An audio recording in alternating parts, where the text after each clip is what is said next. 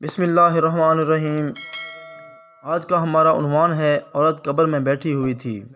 محترم ناظرین، السلام علیکم۔ آج کی اس ویڈیو میں ہم پیش کرنے جا رہے ہیں ایک ایسا واقعہ جسے سن کر آپ حیران رہ جائیں گے۔ ناظرین، سید غوث علی شاہ قلندر رحمۃ اللہ فرماتے ہیں، ایک روز ہم مولانا شاہ عبدالعزیز رحمۃ اللہ صاحب سے سبق پڑھ رہے تھے کہ ایک شخص امیرانہ لباس پہنے ہوئے آیا اور عرض کیا کہ میری کہانی سننے کے قابل ہے۔ حضرت، میری عقل کام نہیں کرتی، حیران ہوں کہ کیا کروں اور کہاں جاؤں۔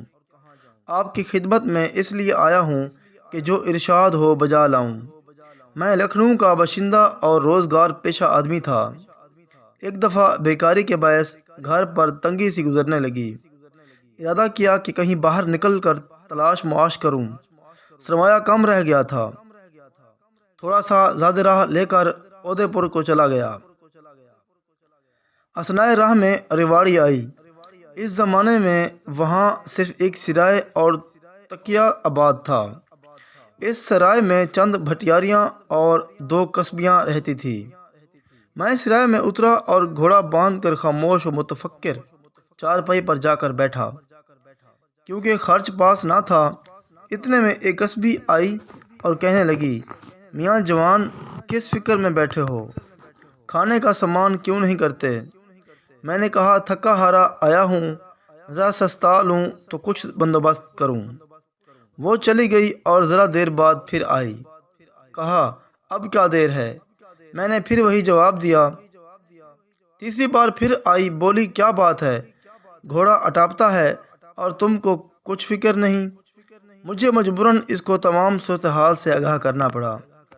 وہ چپکے سے چلی گئی اور 10 روپے لا کر میرے حوالے کیے کہ لو یہ روپیہ میں نے چرخہ کاٹ کر اپنے کفن دفن کے لیے جمع کیا ہے۔ آپ کو قرض حسنہ دیتی ہوں، جب تمہیں خدا دے تو ادا کر دینا۔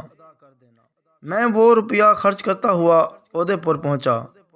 وہاں جھٹ پٹ نوکری مل گئی اور کچھ ایسا فضل ربی ہوا کہ 5 ہی برس میں امیر کبیر بن گیا۔ پھر تو ہاتھی گھوڑے، گھر، نوکر چاکر سب کچھ موجود تھا۔ گھر سے خط آیا کہ لڑکا جوان ہو گیا ہے، بیٹی والے تقاضا کرتے ہیں کہ جلدی شادی کرو۔ چنانچہ میں نے راجہ سے رخصت لے کر بڑے ٹھاٹھ سے چلا اور ریواڑی کی طرف روانہ ہوا۔ جب اسی سرائے میں اترا تو اس عورت کا حال دریافت کیا جس نے مجھے 10 روپے دیے تھے۔ معلوم ہوا کہ وہ مہینہ بھر سے سخت بیمار ہے اور کچھ دن کی مہمان ہے۔ چنانچہ جب میں اس کے پاس پہنچا تو وہ میرے سامنے جاں بحق ہو گئی۔ پھر میں نے اس کے کفن دفن کا انتظام کیا اور اس کو خود قبر میں اتارا اور دفن کر کے چلا آیا۔ جب آدھی رات گزری تو خیال آیا کہ جیب میں 5000 روپے کی تھیلی تھی، وہ کہیں گر گئی۔ بڑی پریشانی لاحق ہو گئی کہ آخر وہ تھیلی کہاں رکھی یا کہاں گری ہوگی۔ سوچتے سوچتے خیال آیا کہ ضرور اس عورت کو دفن کرتے وقت قبر میں گری ہوگی۔ پلنگ سے اٹھ کر سیدھا اس قبرستان پہنچا جہاں اس عورت کو دفن کیا تھا۔ قبرستان پہنچ کر اس عورت کی قبر کو کھود ڈالا۔ کیا دیکھتا ہوں، وہاں نہ میت ہے اور نہ روپوں کی تھیلی، مگر ایک طرف کو ایک دروازہ سا نظر آیا۔ میں بڑی حیرانگی سے اس دروازے میں داخل ہو گیا۔ اندر نہایت حسین و جمیل عورت بیٹھی ہوئی تھی۔ دل میں خیال آیا کہ یہ تو کسی شہزادی کا مکان ہے، ایسا نہ ہو کوئی مجھے روکے ٹوکے۔ جھجک کر قدم پیچھے ہٹایا ہی تھا کہ اس کے ساتھ جو غلام کھڑے تھے ان میں سے ایک میرے پاس آیا اور بولا کہ آپ کو وہ عورت بلا رہی ہے۔ اب وہ عورت کہتی ہے کہ تم نے مجھ کو پہچانا نہیں؟ میں نے کہا، نہیں۔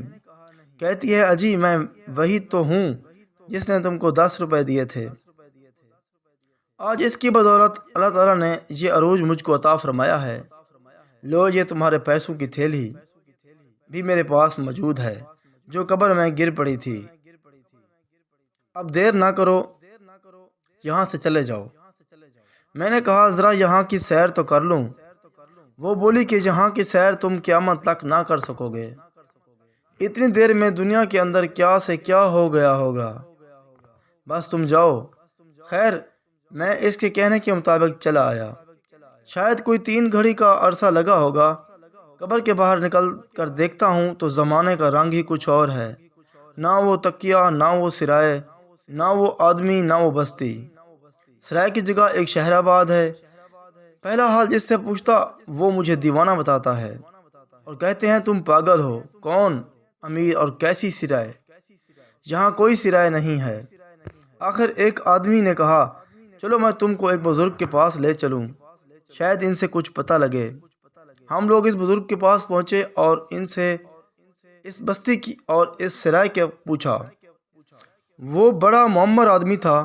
میرا حال سن کر وہ بزرگ گہری سوچ میں چلا گیا۔ کافی دیر بعد کہا ہاں مجھے کچھ یاد ہے، میرے پردادا فرمایا کرتے تھے کہ اگلے زمانے میں یہاں صرف ایک سرائے تھی اور اس میں ایک قصبی آباد تھی۔ ایک امیر یہاں آ کر ٹھہرا تھا اور اس قصبی کا گور و کفن کیا تھا، مگر آدھی رات کو وہ بھی غائب ہو گیا تھا، پھر اس کا کچھ پتہ نہیں لگا۔ ہم راہی رو پیٹ کر چلے گئے۔ اس بزرگ نے بتایا اس بات کو کوئی 300 برس کا عرصہ گزر چکا ہوگا۔ جب بزرگ بتا چکے تو پھر میں نے کہا کہ میں ہی وہ امیر ہوں، تو لوگ میرے گرد جمع ہو گئے اور حیرت سے مجھے دیکھنے لگے۔ اب مجھ کو احساس ہو گیا تھا کہ نہ گھر ہے نہ در، کہاں جاؤں اور ان پیسوں کا کیا کروں جو اس زمانے کے کھوٹے سکے بن چکے تھے۔ اس بزرگ نے کہا کہ بے شک وہاں کی ایک گھڑی یہاں کی ایک صدی ہوتی ہے، مطلب تمہیں گئے ہوئے اور واپس آئے ہوئے 300 سال گزر چکے ہیں۔ اب تم بیت اللہ کو چلے جاؤ اور باقی عمر یاد الہی میں گزار دو۔ چنانچہ ان کو خرچ دے کر مکہ معظمہ کو روانہ کر دیا گیا۔